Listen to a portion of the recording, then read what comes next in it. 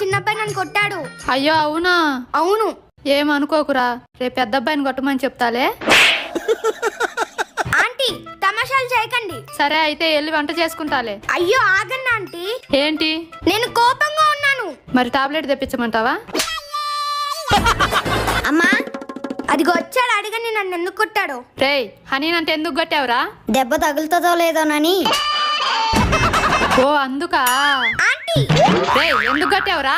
అలాగాదమ్మా, అక్కడేదో ఊరేగింపు జరుగుతుంటే ఆ గుంపులో పడి ఎంత చెప్పినా వినకుండా వాళ్ళతో పాటు వెళ్ళిపోతుంది. పాపం వాళ్ళమ్మా నాన్న షాప్కి వెళ్తూ జాగ్రత్తగా ఆడుకోమని నాకు చెప్పెళ్ళారు. అందుకని కొంచెం బాధ్యత చూపించాను. తప్ప? అసలే రోజులు బాలేదమ్మా. ఈ మధ్య పిల్లల్ని ఎత్తుకెళ్లే వాళ్ళు తిరుగుతున్నారు.